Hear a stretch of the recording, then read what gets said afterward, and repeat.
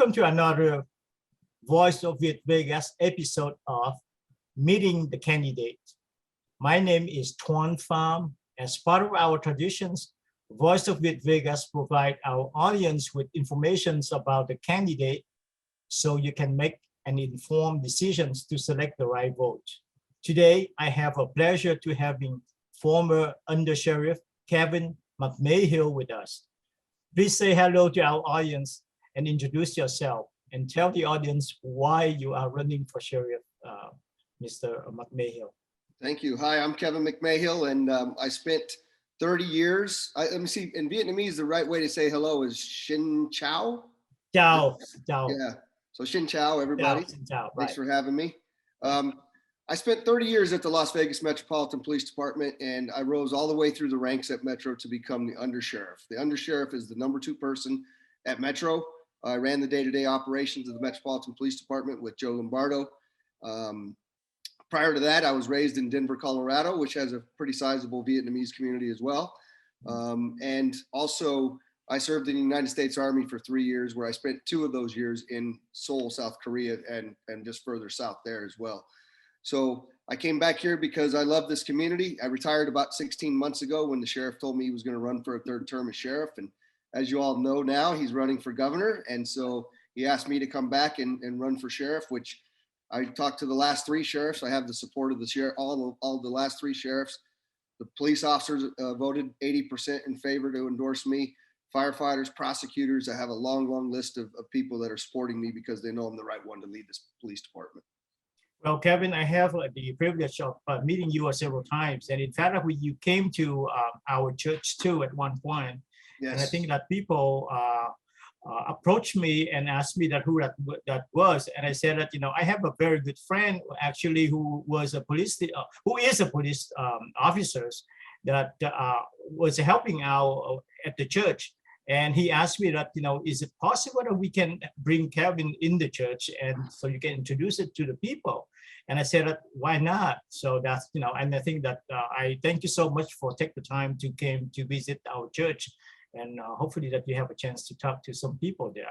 I did. I talked to a lot of people. I ate some good food, heard a good service, right. Saw some good fireworks and some good dancing. I had a great time there. Thanks for having me. So let's get back into your platform and stuff. So according to the recent weekly crime report in Las Vegas, property crime, including burglary, robberies, and vehicle thefts are up about 15% compared to last year. Cases involving firearms have spiked 11%. What would you do to bring those statistics down? Well, the first thing that we have to do is we have to recruit more police officers. There's currently 275 open unfilled positions that are already budgeted at Metro. And, we know that we're sort of in this national crisis around policing and the way people view police officers. And, we had a police officer die today on the way to work. And so we have to, number one, make sure we get those people there. But number 2 is, listen, when I was the undersheriff for 5 of those 6 years, I lowered all the Part 1 crimes for 5 of those 6 years. I know how to fight crime.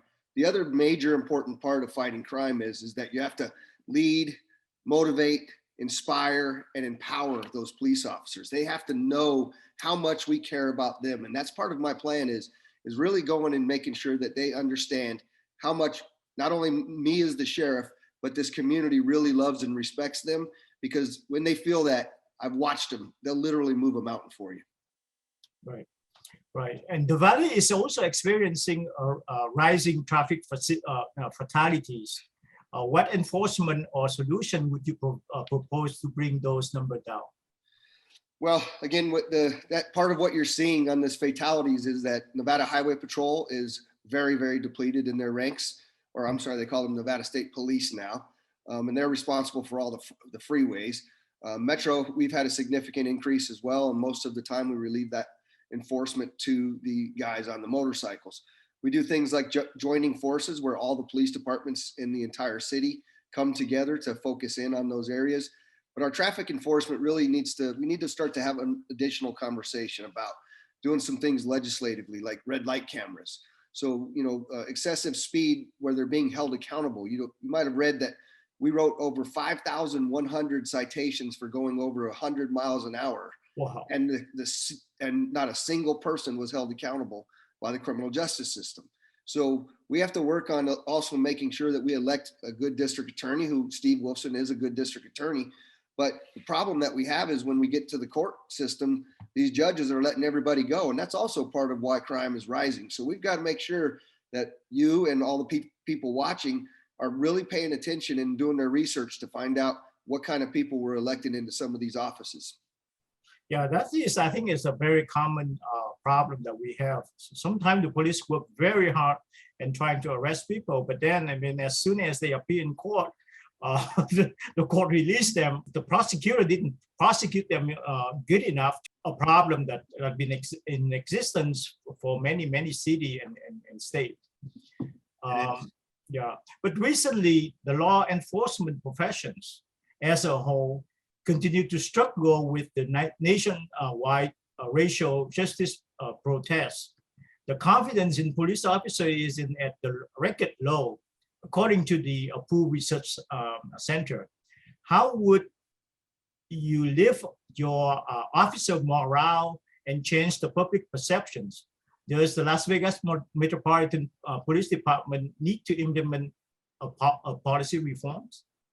Yeah, I mean, Metro has a pretty good relationship out in the community in a lot of different areas. You know, we have AAPI outreach, we have Hispanic outreach, we have African American outreach, and I've been a very big part of that my entire career. You know, I was the captain in West Las Vegas. As you know, we hold, we go to dinners, we do all kinds of things. But the problem is we take it as one single and solid approach. If we're talking about the Asian community as an example, it's not just the Chinese. And I've heard that regularly out on the campaign trail. And so one of the things that we need to do is to get further into all of those communities. How do we really reach out to the Vietnamese community as an example? And what can we do better? And how can we partner? And that makes us all better as we move forward. We've oftentimes lumped everybody in. And the problem is that we didn't do it intentionally. But it was always like we're working with the same people over and over and over again. And that's why I actually hired people within my campaign that are doing outreach into various different communities so that I can actually go in and meet people like you and I met. And I'd never met you in almost 30 years of law enforcement. And what a great church that you have over there, and what a great community that you have. And I think I'm probably one of the better ones at this community outreach at Metro. And so I missed the boat there. And that is going to be part of what it is, that the relationships that we're making right now, we are going to make those relationships stronger, but we're also going to go out and start to work with a lot of other people in a lot of other communities so we can keep our community safe. On the note that you just expressed, community partnership has worked well with Metro Police at the moment. Would you continue to invest in a relationship with the diverse community of different races in Las Vegas? And what other policy would you implement to enhance the relationship with the people, if any? Yeah, so that's also part of where the best recruitment is going to come, right? So we're going to have to go out and find out what cultural challenges do we have within communities that we have very underrepresented numbers of individuals from various different communities. As you know, there's a sizable Vietnamese population here in Las Vegas, and we don't have a lot of Vietnamese officers. We did just hire a Sikh officer that can wear the turban now, so we had to change some policy around that. I'm going to change the facial hair policy so our officers can have beards, because there's a number of religions that need individuals to have beards. And so we're going to be open and inclusive, and we're going to go out and we're going to find ways to get people more interested in this police department so that we can make a significant difference on that crime that's been rising. Well, thank you so much. And you have proven that you visited the church, and so many occasions that we met you at one of the parade in the Vietnamese New Year. You have a big truck out there, and we got a chance to speak to each other. And I think that is, if you can continue to do that, it would be, you understand more about different cultures, different ethnic group, and so forth. That would help the community quite a bit. But on that note, if we want to stop here for a moment to get a commercial break, and we will be right back.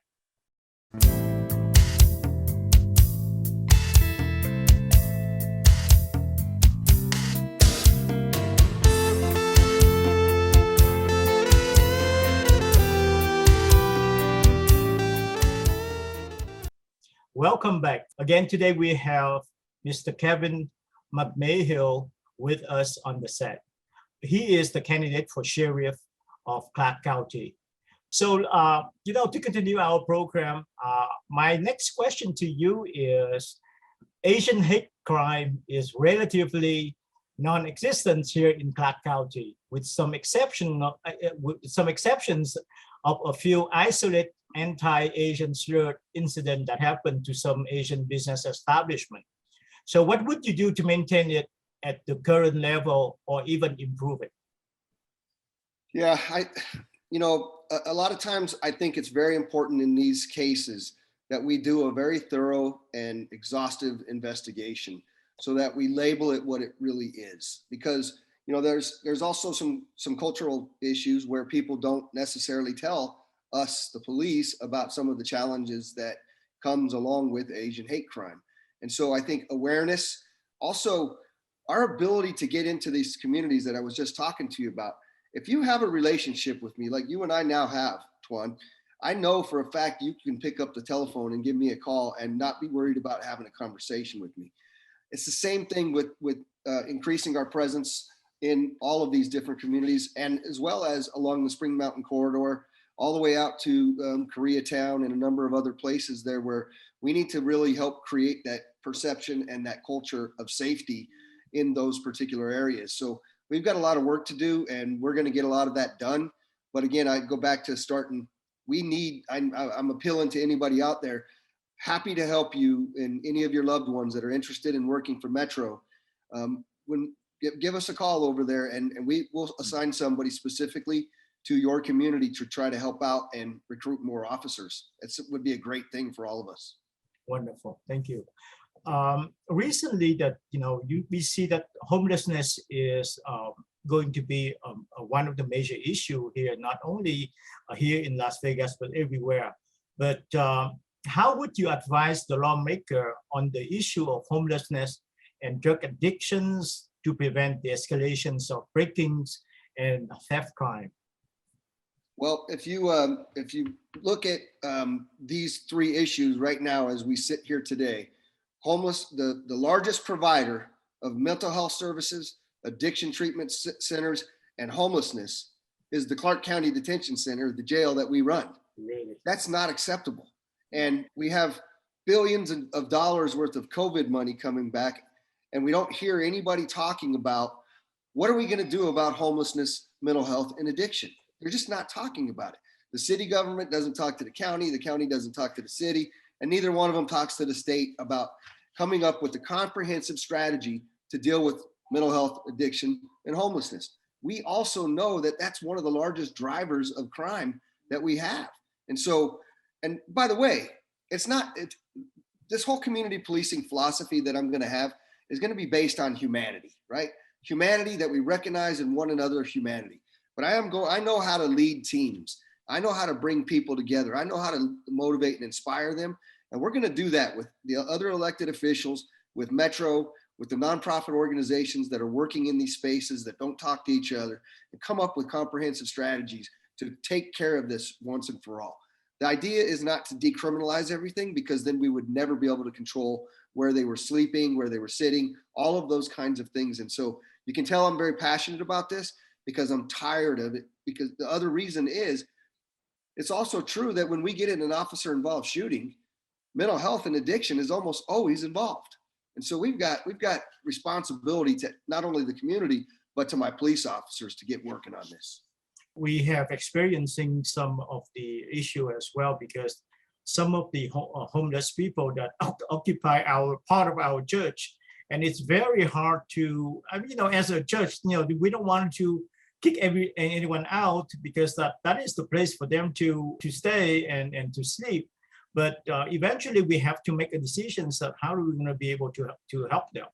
One of the things that I think that we have to reconsider very carefully is that, as you mentioned, there is a lot of things involved into homelessness, including mental health problems, drug addictions, and how do we be able to go to the root of the issue instead of just trying to push it away and just provide them whatever that they wanted, and that is not going to be solving any problem at all.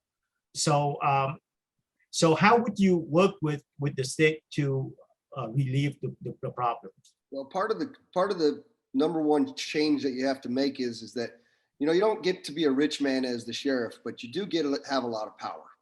And as the sheriff, I'm going to be talking about all of these things very loudly and not accepting the answers that we see so often of people getting elected and doing absolutely nothing. We're going to work with our legislators and we're going to talk about funding. We have programs at Metro already where we have licensed clinical social workers and mental health providers that respond on homelessness, addiction, and mental health calls with police officers. It's only up and running in 2 area commands as we sit here to speak now. So we've got to get the funding for more mental health workers as well. That is a priority for Governor soon to be, hopefully, Joe Lombardo, that will give us the opportunity.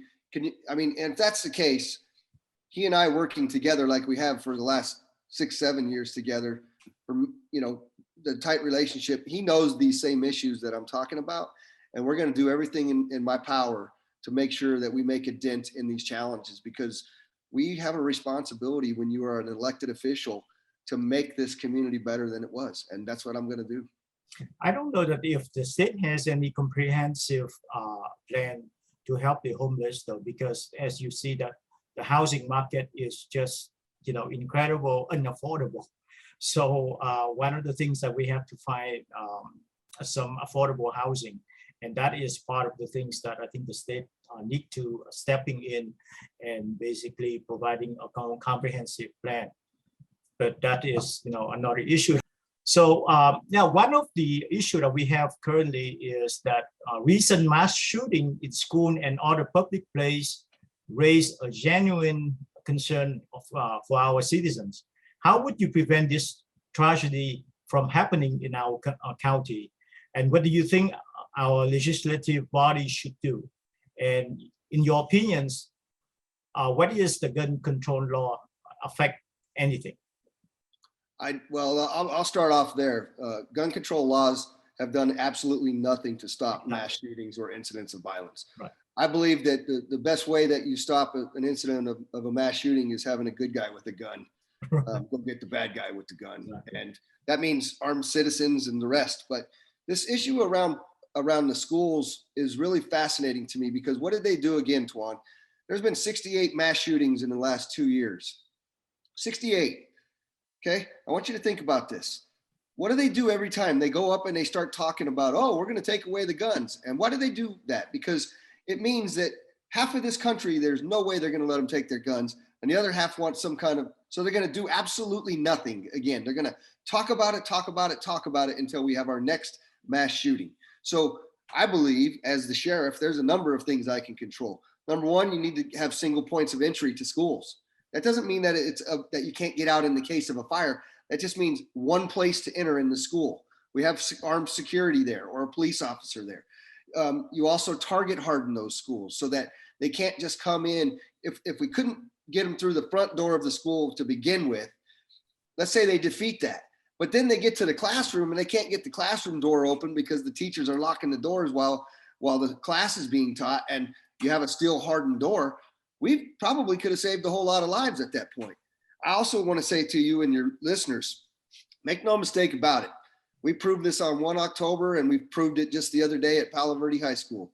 If there's an active shooter at one of our schools, my cops are going in. You have my word on that. We're not standing around in the hallway. We're going in and we're going to take care of business. You are absolutely right. You're absolutely right on that. Because I see that gun-free area, they have more crime than anywhere else. So look at Chicago and Washington, D.C. That's a gun-free zone. And they have more crime, they have more guns, shootings than anywhere else in the country. So what do you think about arming? There is a talk about arming the teachers should be armed and to protect the children. What do you think about that? Well, you remember we had the Parkland shooting down in Florida. So I went while I was the undersheriff, I went over and started talking to a lot of different teachers. I did not find one teacher that wanted to have a gun while they were at school. So I understand what they're talking about. I think that if there are some teachers that want that, I don't think it's a problem at all. My personal opinion is that we don't need to legislate something that people are never going to do anyway. The teachers all said, I just want to educate these children. I don't want to be walking around with a gun and have to deal with some of those other challenges. So I don't know that that's necessarily the right answer. I'm not opposed to it. I'm just saying that what I've found from my own investigation was that the teachers absolutely don't want to be armed. So I'm happy to continue to have that conversation, but I think it's just like anything else, Twan. When you try to force something on somebody that doesn't want it to be happening to you, like a vaccine as an example, you see how much resistance goes up. So I don't know if that's a workable solution or not. But every incident, if you look at it, and they're always trying to legislate gun control. And the more that you control it, the more crime that you're gonna see. Myself, I'm carry permit. So I think that we should arm. And if they know that I have something to protect myself, they probably would not breaking into my house. I'm like you, Twan. I never leave home without mine. All right. So your last word before we end this episode today, tell us why we should vote for you. Yeah, well, thank you again for having me. I really appreciate it. Listen, there's nobody in this race. The other two opponents in this race, both of them worked for me at one point. I'm not going to talk bad about either one of them, but nobody has the experience that I have. Nobody has been the number 2 person at Metro. Nobody is endorsed by the police, the firefighters, the prosecutors, the last 3 sheriffs. They all know who I am and the kind of leader I am, and they all want me back. And so this community means so much to me. My wife was a deputy chief at Metro who recently retired.